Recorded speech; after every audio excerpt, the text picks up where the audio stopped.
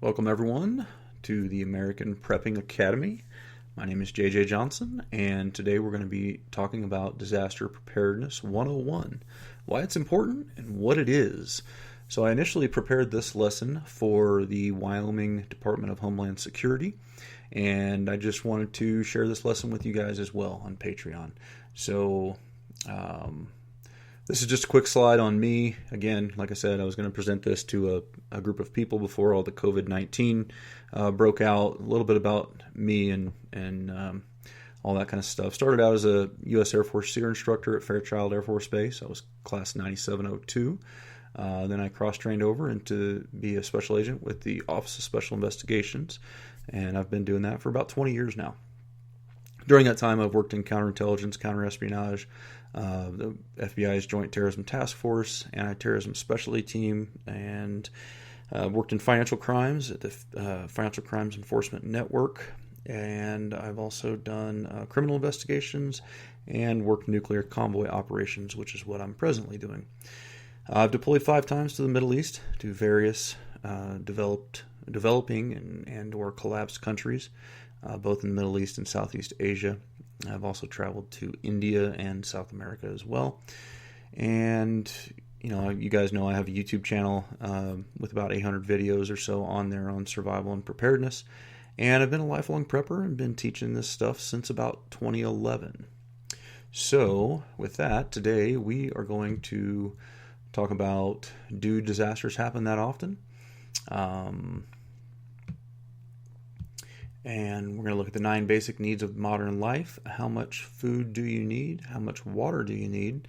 Protection from the elements, health and medical, security, power and heat generation, communication, travel, tools, and administration. So here's the thing. Disasters do happen quite frequently all around the country. Generally speaking, they're regional in nature. So, we've got tornadoes, get about 1,000 tornadoes per year on average. Here in the state of Wyoming, we get about 12. And floods, we get about 75,000 people that get driven from their homes by floods each year. And that causes more than $2 billion in damage. We get generally 16 major ice storms per year. Again, that's major ice storms. 11 major blizzards, and 1,319,500 fires per year. Now that does include residential fires and forest fires and all those kinds of things. Then of course we've got terrorist attacks, earthquakes, civil unrest, and you can all probably familiar with the COVID-19 or coronavirus or SARS-CoV-2. Whatever you prefer to call it. And so, these things do happen on a regular basis. It's part of our life, and so that's why it's important for us to be prepared for these things. Looking at some common personal life disasters, job loss and layoffs, that's a huge thing right now, especially with this COVID-19 stuff. Long-term medical issues, financial issues, bankruptcy, again, that's probably coming down the pipe here at some point as well for some folks. Homelessness, foreclosure, marital issues, divorce, car wrecks, breakdowns, and just accidents. Stuff happens. And so we've got to be ready for this stuff. And that is what prepping is all about. So with that, let's talk about the 9 basic needs of modern life. This is a list of things that I've kind of adopted from the 8 basic needs that we talked about in the SEER school. And, I've tried to make it as applicable as possible to, prepping and just a normal person who's living a suburban lifestyle and, that kind of thing. So, we all need sustenance, right? We need food and water. We all need protection from the elements. And that's, first line of defense is clothing. And then we've got shelter. Most of us, that's going to be our house, but we may need other kinds of shelter depending on what we're doing at the time. And then we've got health and medical, and then this includes emotional health, physical health, as well as spiritual health. All of these things are very, very important, and we can't really discount any of them. Then we've got security, Home security, self-defense. Maybe you're going to include martial arts in there, non-lethal weapons, lethal weapons. I'm going to take a look at some of those, just talk about that a bit. And then we've got power and heat generation. That's talking about, making electricity, maybe batteries, potentially rechargeable batteries. And then heat, the ability to heat your home. What happens when the furnace quits? What are you going to do? And then we've got fire. If we're out in the wilderness, we've got to be able to build fire. So the next one is communication. With communication, you need to be able to gather information from other people and the outside world. And that's why that's an important category. Next thing is travel. You have to be able to move from one destination to another if required. Just saying that you're going to bug in and stay at your house no matter what is not really a very practical option. And the next one is tools. Tools are force multipliers that enable quick and efficient task completion. And in the prepping world, there are lots of tools that make things much, much easier. And then lastly, and maybe most importantly, is admin. Finances, will, life insurance, emergency binder, important documents, all those kinds of things. And we'll get into those when we get into each section. So, how much food do you need? Now, this is just a generalized recommendation of trying to get someone just started out the gate. If you can add to this number, then that is all the better. Especially in times like this, it's a very good idea to have considerable amount of food on hand. Okay, so you need to plan to have enough food for each person of the home for 30 days. And you want that to be able to be held in reserve. That's not the food that you're currently eating. You need to have this additional 30 days in there, and that is likely going to get you through 99% of disasters. Again, we just happen to be in one where it would be nice to have a little more than that. All right, so you need to plan for at least 3,000 calories per person per day. So, that's going to put you at about 90,000 calories per month, or 360,000 calories for a family of 4. So option 1 is store the foods that you currently eat. As you can see the picture here, this is a pantry of just some shelving units, filled up with some food. This is a great way to do it. You can put a couple of shelves in the basement and just start filling those shelves. That's a wonderful way to go about it. You can buy in bulk, and you can rotate that stuff through if you buy stuff that you normally eat, which is a good idea. That's one of the lessons that I've learned during this COVID-19 thing is it is very handy to have the food that you like to eat on hand. If there are shortages and stuff like that, you don't have to do without, or you don't have to break into your other food. Now, option 2 is you can purchase prepackaged, dehydrated, or freeze-dried foods that have a 25 to 30-year shelf life. These are good options, but for short-term regional disasters, you want to have that stuff, but you don't want to have to break into it. You want to be able to hold that back a little bit, and that kind of goes the same with option 3. Purchasing bulk foods such as rice, wheat, oats, corn, beans, etc., and store those in Mylar bags and 5-gallon buckets, and these are also going to get a good 25 to 30 year shelf life. Now, if you can get the gallon size Mylar bags instead of the 5-gallon size, then that works out even better when you do have to break that open. Now, personally, I think the best option is to do a combination of all 3 of these things from above. Maintain a very full pantry, and you want to try to maintain at least 100,000 calories in your pantry at all times, if not more. Then you want to go ahead and purchase at least one pre-made 30-day bucket per each person in the family. Now, if you figure $100 per bucket, it might be kind of hard to find them that cheap right now, but if you look on sale in normal times, you should be able to find that. You take that times 4, and they will each feed one person for about 2 weeks. That's going to be approximately 150,000 calories for 4 buckets. Now, even though they say they're a 30-day bucket, you need to understand that is, their serving sizes are pretty small, and that's why I say they generally go about 2 weeks. And the next thing you want to do is you want to put up at least 50 pounds of white rice. That's going to give you 82,750 calories, and 50 pounds of pinto beans, which would give you about 79,400 calories. So for around $100, that's going to feed a family of 4 for about 2 weeks. That'll give you 162,150 calories. So if you combine all this stuff together, you're going to have a little over a month's worth of food, and you're going to be well on your way towards taking care of the majority of likely disasters, regional disasters, weather disasters, personal disasters and stuff like that.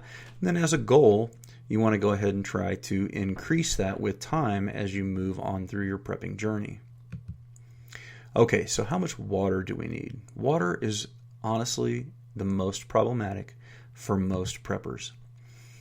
The reason I say that is because storing water is bulky, and a lot of people don't have space for it. And let's just go through the list here, and I think you'll see what I'm talking about. So traditional wisdom has said that 1 gallon per person per day is sufficient in times of crisis. But I don't think that's actually adequate. Is it enough to keep you alive? Yes. If you were just surviving and not having to worry about cooking or drinking or hand washing or cleaning dishes or bathing or toilet flushing or anything like that, then it would be fine. But if you're trying to maintain your residence and still live in your home and have a quasi-normal lifestyle during the disaster, then you need to have more than that. So you're going to want to have at least a half gallon per day for cooking. And this is just, we're figuring for, it's kind of a family of 4. Somewhere in there. Then you're going to need to at least have 1 gallon per day to drink, 1 gallon per day for face and hand washing, 1 gallon per day for cleaning dishes, 2.5 gallons per day for bathing, and 3 gallons a day for toilet flushing. Now, you should prepare for being able to use about 8 gallons per person per day. So for a family of 4 for 2 weeks, that would mean having about 448 gallons in storage. Now, this is a lot, and I'm very well aware that is a lot. But again, this is if you're trying to maintain a similar style life to what you currently maintain with the tap working. At a minimum, you want to at least try to go with 4 gallons per day if you can. And so, for a family of 4 for 2 weeks, that would mean having about 224 gallons in storage. And I think that's a little bit more realistic for most people. So like I said, the hard part about this is storage.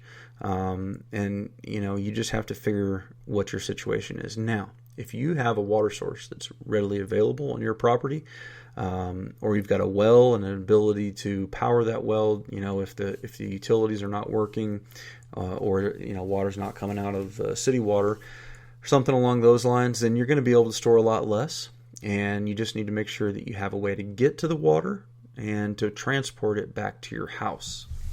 So it's really up to you, but when you start looking at actual consumption, you'll see that water is a big deal, and it's a hard problem to tackle, so you need to start thinking about how you're going to do that. Okay, protection from the elements. As I mentioned earlier, the first line of defense from the environment is clothing. Having heavy-duty clothing that's made for outdoor use is hugely important during disaster situations, especially, situations where you're having to get out and clean up storm damage and all those kinds of things and, be out in the elements. Then this is important. Now, your home is typically your primary shelter, and it likely will be in most situations. However, it's good to be prepared to be able to repair the home in the event of an extreme weather situation. Some good supplies to keep on hand are extra sheets of plywood and large tarps that could be used to cover holes in roofs or walls should they become damaged. If necessary to leave your home, it's important to have temporary shelter options available. Some of these options include backpacking tents, nylon cabin tents, canvas wall tents, or even alternative home site, such as a vacation home or what preppers call a bug-out location. Now, the key point within this section is that regardless of the weather, you have to be able to create a microclimate around you that will help you support your 98.6 degree body temperature. That is what protection from the elements is all about. Okay, health and medical. Emotional health is a very, very critical item. When you've got the added stress from disasters going on here, it's important to be able to maintain that will to survive. And keeping a positive mental attitude is one of the most valuable tools to get you through any situation. And I mean that. Regardless of tools and knowledge and all those kinds of things, if you've got the will to survive, if you've got the drive to get through it and to figure it out, then you're probably going to be able to do that. Now, physical health is also a key component here, but physical health is not about being the buff gym guy. It's about functional fitness. Can you get out there and do a lot of work all day long, go to bed, sleep for a couple hours, and get up and do it again repeatedly for several days or weeks on end? That's functional fitness. That's what we're talking about. You don't have to look like a bodybuilder, like I said, but there is a lot of work to be done out here, and so you got to be able to be functional. Sanitation is also a sub-element of being able to maintain a healthy body, so make sure that you are planning for the ability to clean up all your human waste, because this is a critically important factor, and it can lead to a lot of different diseases and those kinds of things. And so you have to be able to get rid of human waste. All right, in the physical health there, we're also going to throw in that category, your first aid kits and your trauma kits and those kinds of things. We'll get more into those in later lessons. Now, spiritual health. This is a highly varied topic and means a lot of different things for different people. But there is an old saying that says that there's no atheists in foxholes. And while that may not always be accurate, there does seem to be a tendency towards having a spiritual relationship with a higher power during times of crisis, and it can be helpful for many people. So, during disasters, you do want to kind of plan for being able to connect with your creator or whatever it is that you think is a higher power. Okay, so with security, in times of crisis, there is a common and predictable pattern of increased amounts of violent crimes. Desperate people frequently resort to desperate measures, and you need to be prepared to defend yourself and your family from those desperate people. Home security alarms, security cameras, lighting, landscape features, secure doors and windows, walls, fencing, etc. Those all help you address the 4 Ds of home security: deter, detect, delay, and defend. We talked about that in another lesson here on Patreon. Self-defense, basic hand-to-hand and martial arts in disciplines that practice one-on-one sparring. I think this is really crucial. You really need to consider different kinds of self-defense. They're great physical fitness, they're great mental fitness, and it'll just help you become a better warrior in case you need to defend your family.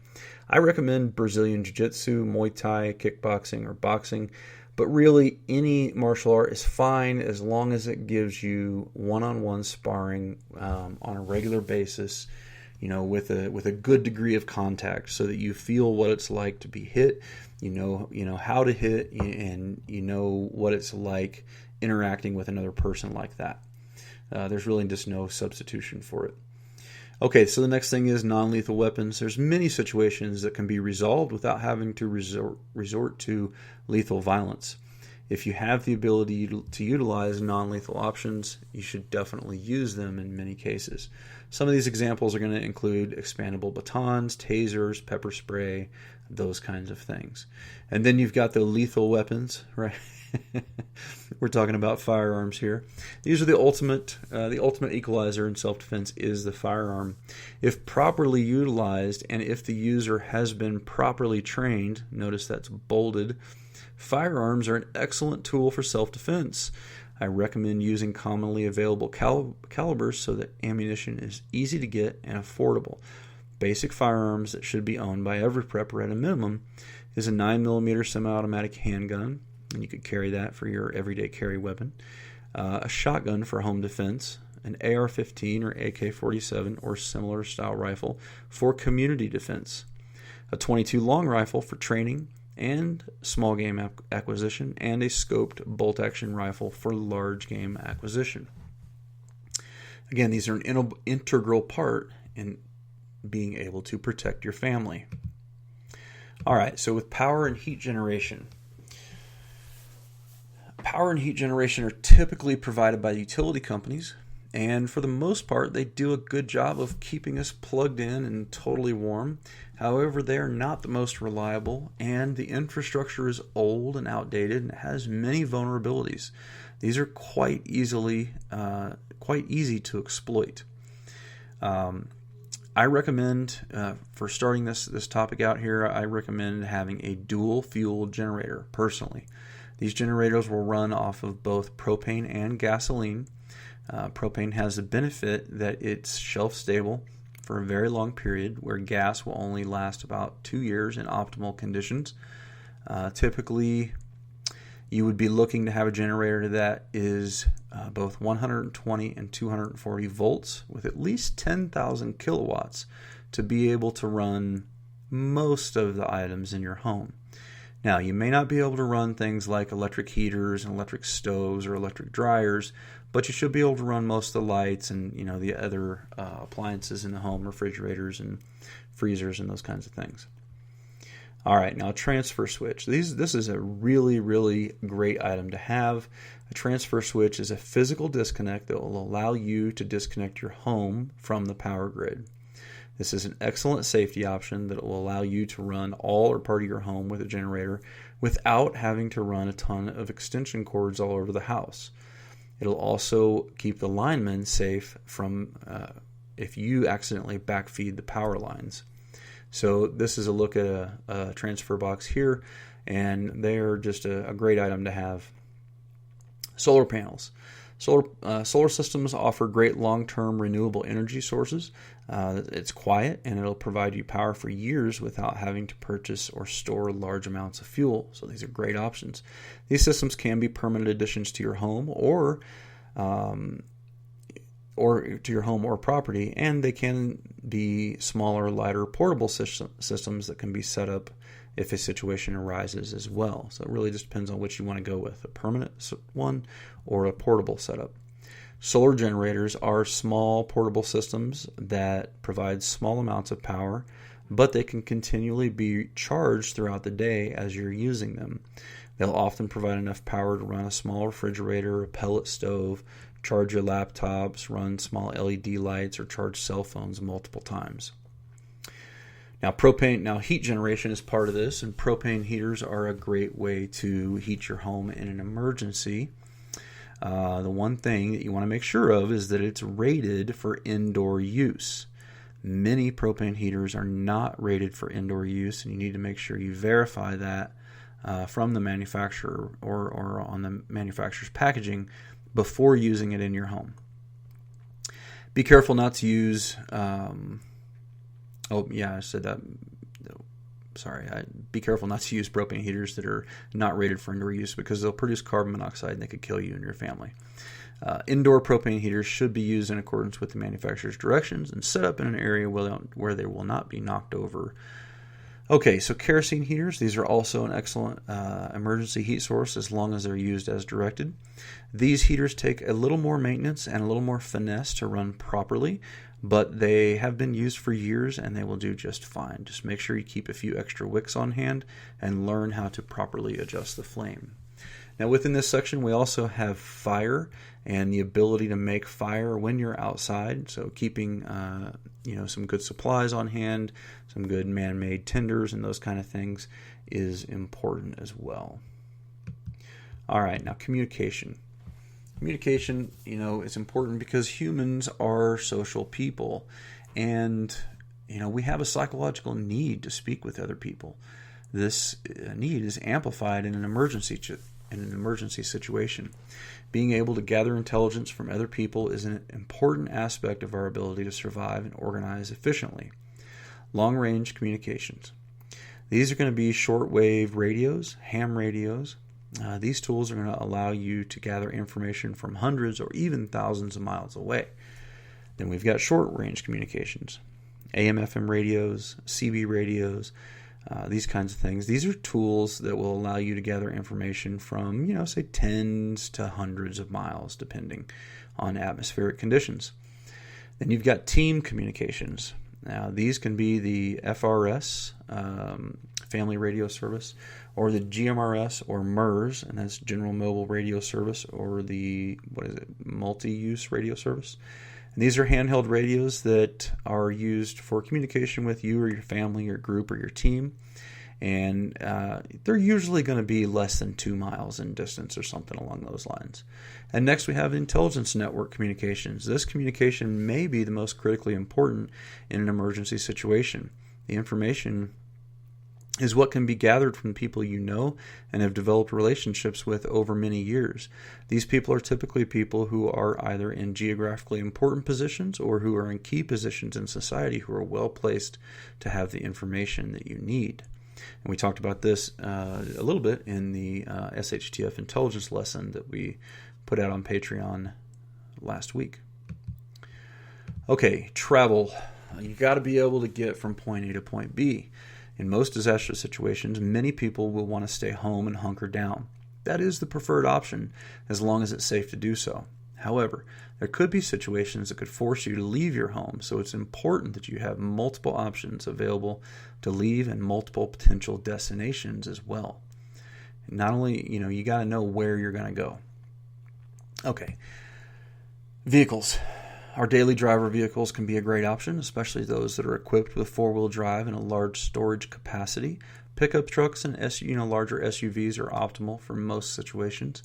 You always want to leave with as much gear and supplies as possible. Most pickup trucks will get about 12 miles a gallon. We'll say that as an average because some get even less and some get a little bit better, but we're going to say somewhere in 12 miles. So if you're carrying a heavy load, then and you got a 25-gallon tank, then that should get you roughly 300 miles before having to refuel.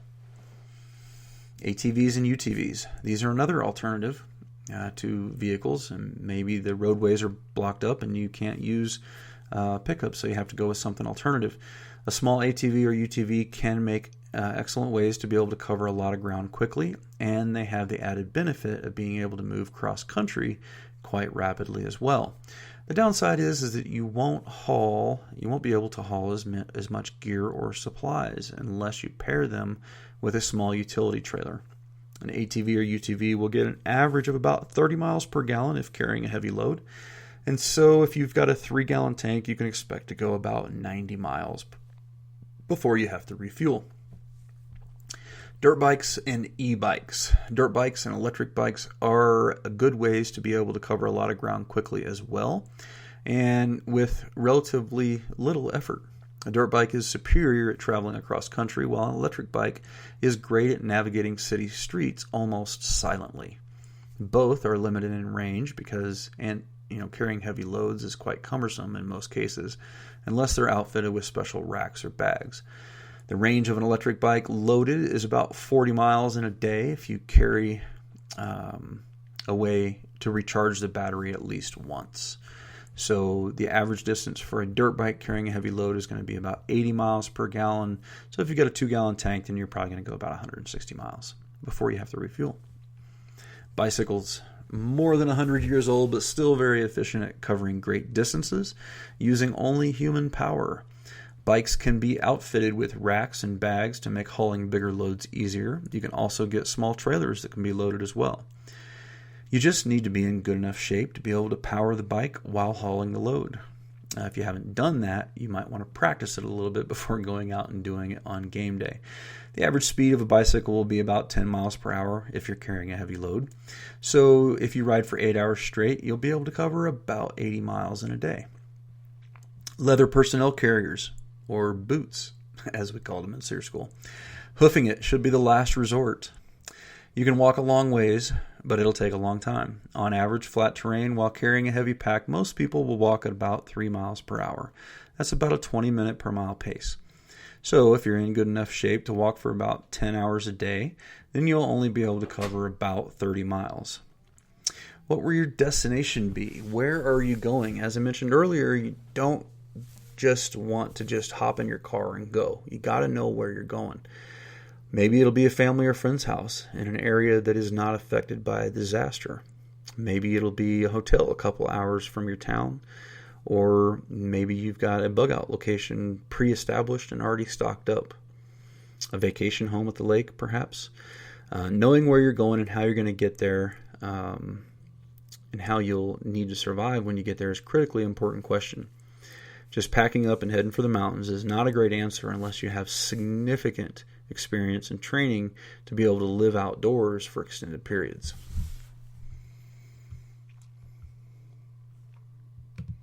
Okay, tools. Tools are force multipliers that help you to efficiently complete your task. A wide variety of tools can be very helpful in disaster situations, and having a basic complement of tools for each category listed below could be a great addition to your preps. Okay, so woodworking and carpentry tools, metalworking and blacksmithing, automotive and mechanical, home and automotive electrical, yard and garden, firewood cutting tools, masonry and concrete tools, home repair and construction tools, livestock and fencing tools, tactical and firearm related tools, and plumbing tools as well. There's lots of different kinds of tools out there, but these things will be important because you won't just be able to go to the store necessarily and buy whatever you need in a bad situation. So you might have to be able to repair things. That's why you want to have lots of different kinds of tools on hand. Okay, administration. Now, while this section is not the most exciting, it very well could be the most important. It is critical that you make sure that you have the items below squared away and in place. Make sure to store the original paperwork in a safe place. Also, have copies in your emergency binder and scan them, and have digital copies on a USB thumb drive and a copy stored in a secured cloud as well. You want to make sure you've got your home ownership or lease papers, the title, deed, the lease itself, HUD-1s, etc. And that's just to be able to, prove ownership of your home. You want to have your will and last testament in place. Sometimes people die in disasters. Medical or health directives, in case somebody gets injured and they're unconscious. You want to know what their desires are. Life insurance policies, health insurance policies, and your homeowner insurance policies. You might also want to have a copy of your vehicle insurance policy and or vehicle policy cards. You want to have your 401k, your thrift savings plan, or your IRA paperwork, your investment accounts, and those kind of things so that you know where they are, how to access them, and all that stuff. Then you also want to have passports and copies of other identification, driver's licenses, and those kinds of things. Birth certificates, marriage licenses, at least 3 years of tax returns, and combinations to any of your safes, just in case you forget while you're under stress. Okay, so that has been Disaster Preparedness 101. We talked a little bit about, do disasters happen that often? What are some common personal life, disasters? And then we looked at the nine basic needs of modern life in detail. How much food do you need? How much water? Protection from the elements, health and medical, security, power and heat generation, communication, travel, tools, and administration. I hope you guys enjoyed this. If you have any questions, you can contact me at American Prepping Academy at protonmail.com, or just stick them in the comments down below. Thanks for watching, guys, and don't forget to live 6 P's. Proper prior preparation prevents poor performance. Stay safe, guys.